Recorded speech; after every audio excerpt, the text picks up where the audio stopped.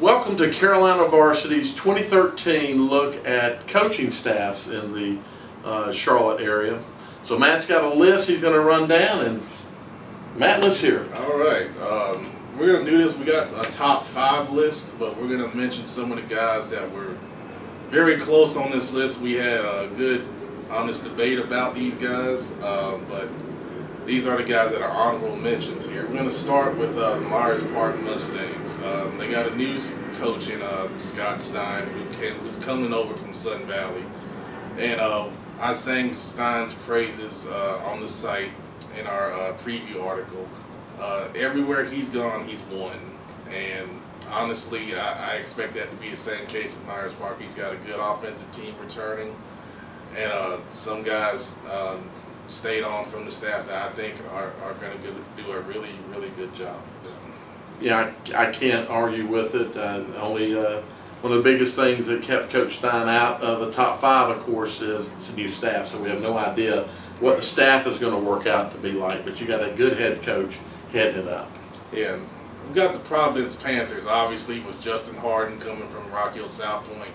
Good offensive mind, did a really good job as offensive coordinator down at South Point. Same kind of case here. We found out that Mike Hurts, defense coordinator from Porter Ridge, is now at Providence as being their defense coordinator. So you got 2 strong guys running both sides of the ball there. Yeah, you know, this will be a strong discipline, strong fundamental. I'd say a fundamentally sound team based on those 2 coaches and their previous experiences. So again, it's a new staff. We don't know how the whole staff's going to roll out, but certainly something to watch out for. Definitely. Also, Hopewell, new coach Matthew Jenkins comes with a lot of experience on the defensive side of the ball.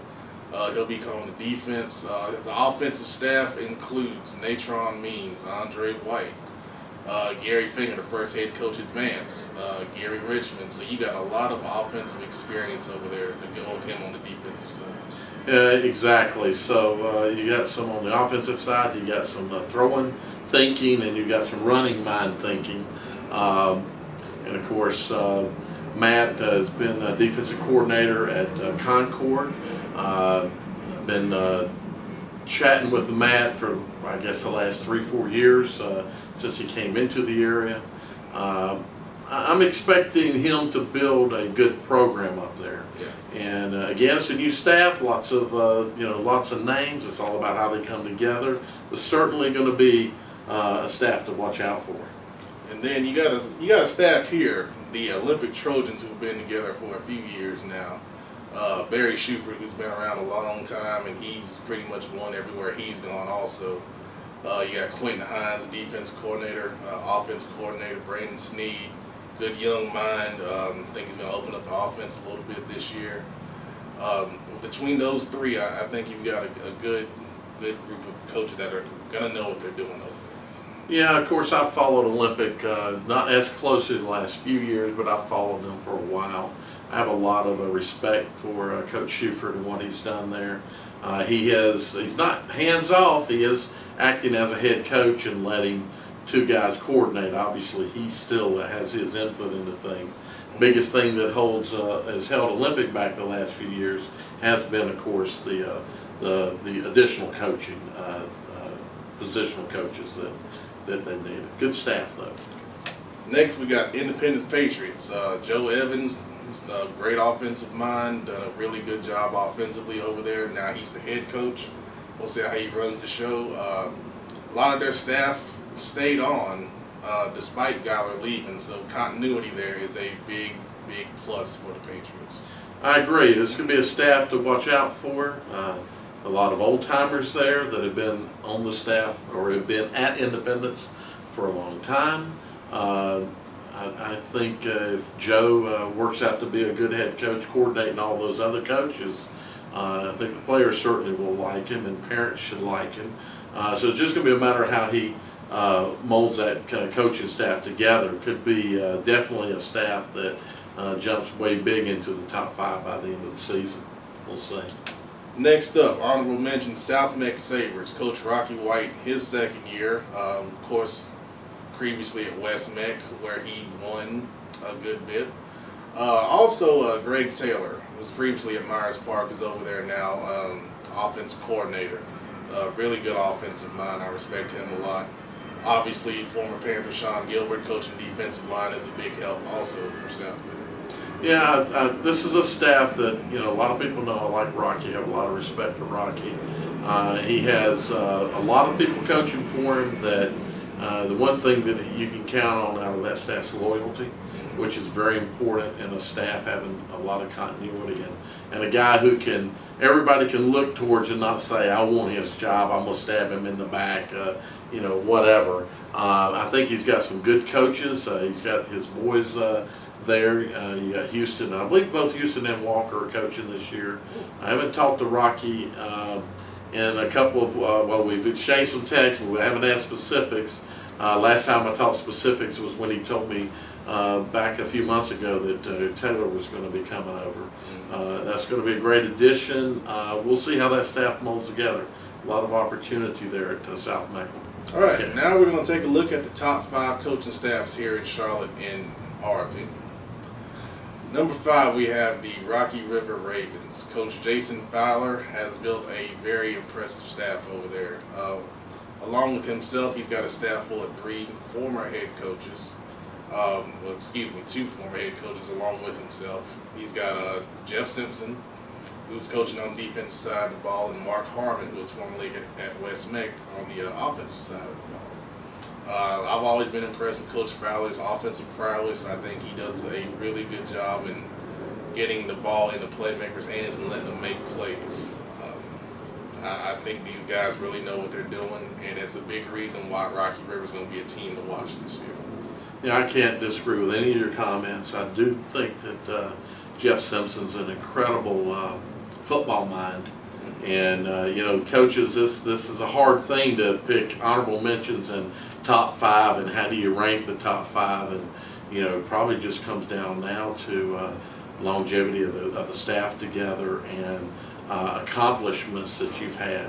Yes. So I think it's a great staff, and, you know, a lot of people's minds, I'm sure, it's the #1 staff. Definitely. Number 4, Huff Huskies. Coach Bobby Collins. He's been there since the school opened. And when you see a school grow from being a doormat when they first started to a team that's second in their league and predicted to maybe even do bigger things this year, that speaks well to a head coach and his staff. He's a very good defensive mind. And already the biggest thing with Huff is you know they're going to be fundamentally sound, and they're not going to beat themselves on most nights. So that's a testament to what he's built and what he's continuing to build up there in was it Huntersville? Yeah, Cornelius. Yeah. I'm kind of in agreement. You know, these 2 staffs of Rocky River and Huff are very close, I think, as far as you know, where do you rank them? This is Matt's list, so we did debate everything, and the list looked a little different. But I agree. Bobby's got a good thing going there. He's got a good staff. If he learns from mistakes that they made last season, you know, this team could definitely be better on the field than they were last year. So it's going to be a big, tall challenge to knock off Mallard Creek, but Yeah, definitely a very good staff. Coming in at number 3. This might make some people a little angry. But we've got the Butler Bulldogs. And Coach Brian Hales, he's won championships. He's a very good offensive coach. He's obviously had the talent, and putting that talent with his skills as an offensive coach has made them a very, very formidable opponent, as the state of North Carolina knows. At number 3, they lost 2 good coaches that Dale's going to talk a little more about on the defensive side of the ball. That it's going to be a really, really big adjustment for them defensively to kind of adjust how they're doing things. Yeah, to me, I think the big loss of Shaughnessy is both in discipline of the team and just of the defense in general. it alters the staff a little bit. Is the staff going to be as good or better? You know, this was definitely this is a staff that won two state championships, and you know, they've been there the entire time since Newsom has left. They've been up at the top. So certainly these next staffs are very close to each other, and the only holdback right now is just in our mind that there are some losses on the staff. That how does that play out with the overall chemistry of the staff? They could prove to be better than they were last year. You know, that's to be seen. I don't think it's going to hurt the team terribly much because a lot of the the upperclassmen that are coming up played under these coaches, and the things that they taught them they still know. But it is a question mark that kind of has to hold you back on naming them as the best staff. Number 2, Mallard Creek Mavericks. All these guys have done ever since the first season, where they obviously were a new school and they were growing. But ever since then, all they've done is win games. That second year when they went 10-1 before the suspension and forfeiture of games and such, they won every year. And that's a testament to Coach Mike Palmieri, who came from Florida and has built a very impressive staff. Obviously, Coach Aaron Brand, the offensive coordinator, is former head coach at West Charlotte, learned under Tommy Knotts, who was, of course, a legend in the area. Coach Palmieri calls it defensive plays, and his defense is a very impressive defense. Offensively, they got talent. I think they scheme well for the players that they have. And the program they run, I think, is the biggest thing, the most impressive thing to me. Every time I've seen them, they practice. It's like a college practice. They don't waste time. They hustle. The JV teams are always winning and dominating. And when you got a program like that, you're a great coaching staff. I agree, and you'll hear some comments about the next staff as to why these two previous staffs aren't above them. It's not just about playing at the highest level of football. Of course, that has a lot to do with it. And we're talking about these previous two staffs, and actually all these staffs are 4AA programs. And but just to talk about Mallard Creek for a second, I think the staff has grown. I think mistakes that we saw them make a few years ago, they don't make. Exactly. So, maybe back a few years ago when I caught a lot of grief from people about, my hate for Mallard Creek, and I've never hated Mallard Creek. I just try to be honest in what I say, and I think the staff they made some mistakes that cost them big, reading all the way back to that advanced third round game. Yeah. But I've seen the staff not make those mistakes again, which is, it's okay to make a mistake as long as you don't let the mistake beat you down. It's that same thing. What doesn't kill you makes you stronger. And in this case, that is very true. Do you see where you went wrong and not do that again so that it hurts you again? And I think this staff has done that. There's obviously you've got two strong guys in Brand and Palomar on offensive defensive side. You'd want to. I'd take either one of them on my staff to run. So great staff. Number 2. Number 1, honestly, we didn't debate much about this. This was a very easy choice. Charlotte Catholic. You can't deny what Coach Jim Otto's done and how long he's done it. When you go through years and transitions and trends and things that are popular in football, and you can still be successful running a Delaware wing tee that's been around since good Lord who knows when, you're one heck of a coach. And not only Jim Otto, but his staff, who's been together years and years upon years.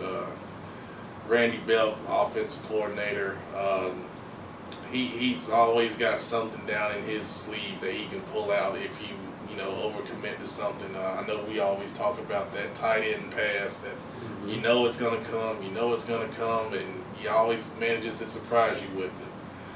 Defense coordinator's been there a long time as well. Obviously, they have great continuity. And some of the most gentlemanly guys that I've ever seen and met. I'll share a quick story. Coach Otto and I, when I was still in coaching, went over there to trade film with him, and we met at the McDonald's across from the Catholic, and he bought me breakfast, sat down, and we just talked. It wasn't about football; it was about life, and that speaks well to the type of man Coach Jim Otto is, and that's why they're #1 on this list. Yeah, they've been around forever, like you say. As far as system is concerned, they've ran the same system forever. Personally, I like the system. I would like to see a little modification. I like a wing tee, and I like a little more modified wing tee. And he's pretty much kept the same thing. I think his comment has always been, when you throw the ball, there's only 3 things can happen, and 2 are bad. So you can not catch it, you can have it intercepted, or the guy catches it. But that's just about the system. But about the coaching staff, they have been together a long time, and I think that's why. And they've been successful together. A lot of continuity on that staff, and just they've been successful at every level of football they've played at. They ran through the 2A. They were a contender every year, won some state championships at 3A, 3AA, and now they're stepping into 4A. We'll see how they'll do. Personally, I think they'll do very well just because of the coaching staff. And that's our list, guys. Stay tuned for some more top 5 looks from Matt Morrow, Dale Ross. Thank you.